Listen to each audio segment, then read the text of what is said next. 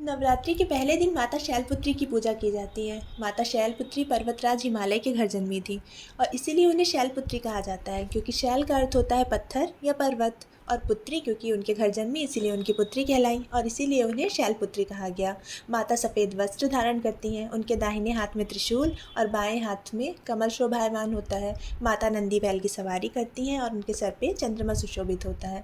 माता को सफ़ेद पुष्प चढ़ाए जाते हैं और साथ ही साथ उन्हें घी या दूध से बनी चीज़ों का भोग लगाया जाता है। ऐसा कहते हैं कि माता की पूजा करने से सारी मनोकामनाएं पूर्ण होती हैं।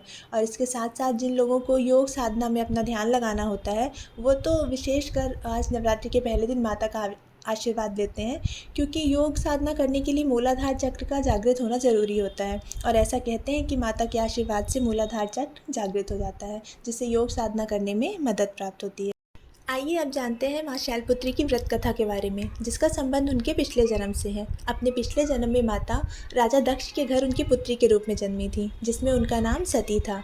माता सती का विवाह भोलेनाथ से हुआ था, जिसमें राजा दक्ष के कई पुत्रियां थीं, जिनमें से एक माता सती भी थी। तो राजा दक्ष ने अपनी सारी पुत्रियों का विवाह, किसी का विवाह उन्होंने चंद्रमा के साथ किया, किसी का विवाह उन्होंने सूर्य देवता के साथ किया, ऐसे अलग अलग देवी देवताओं के साथ उन्होंने उनका विवाह किया था। लेकिन वो भोलेनाथ के साथ सती माता का विवाह नहीं करना चाहते थे, क्योंकि उन्हें भोलेनाथ बिल्कुल पसंद नहीं थे।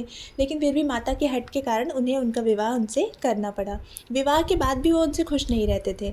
इसीलिए पौराणिक कथाओं के अनुसार एक बार जब राजा दक्ष ने अपने निवास पर एक यज्ञ का आयोजन किया था, जिसमें उन्होंने सभी देवी देवताओं को बुलाया, लेकिन अपने अपमान का बदला लेने के लिए उन्होंने शिव जी को नहीं बुलाया, क्योंकि ऐसे कहते हैं कि एक सभा में जहाँ राजा दक्ष पहुँचे थे, वहाँ उन्हें ऐसा लगा था कि भोलेनाथ ने उनका अपमान किया है, जबकि ऐसा कुछ हुआ नहीं था। बुलाए ना जाने के बाद भी माता ने अपने पिता द्वारा किए जा रहे यज्ञ में जाने की इच्छा जताई, जिस पर भोलेनाथ ने उन्हें समझाया कि जहाँ उन्हें बुलाया नहीं गया है वहाँ उन्हें नहीं जाना चाहिए। लेकिन माता नहीं मानी, वो वहाँ जाना चाहती थी। तो भोलेनाथ ने उन्हें वहाँ जाने की अनुमति दे दी। जब माता वहाँ पहुँची तो वहाँ राजा दक्ष उनके आने से बिल्कुल प्रसन्न नहीं हुए। उन्होंने भोलेनाथ के लिए बहुत अपशब्द और अपमानजनक शब्द कहे, जिस पर माता क्रोधित हो गई और उन्होंने उसी यज्ञ कुंड में कूदकर अपने प्राण त्याग दिए और अगले जन्म में पर्वतराज हिमालय के घर शैलपुत्री के रूप में उन्होंने जन्म लिया, जिनकी आज हम प्रथम दिवस पे पूजा करते हैं। तो कैसी लगी आपको माता शैलपुत्री की कथा? और अगले वीडियो में हम माता ब्रह्मचारिणी की कथा के बारे में जानेंगे, जो कि माता का ही अगला स्वरूप है। इससे आगे की कथा, मतलब शैलपुत्री, क्योंकि वो पर्वतराज हिमालय के घर जन्मी इसलिए वो शैलपुत्री कहलाई, लेकिन इसके बाद जो उन्होंने कठोर तप किया वो माता ब्रह्मचारिणी के स्वरूप को दिखाता है, जो कि हम अपने अगले वीडियो में सुनेंगे।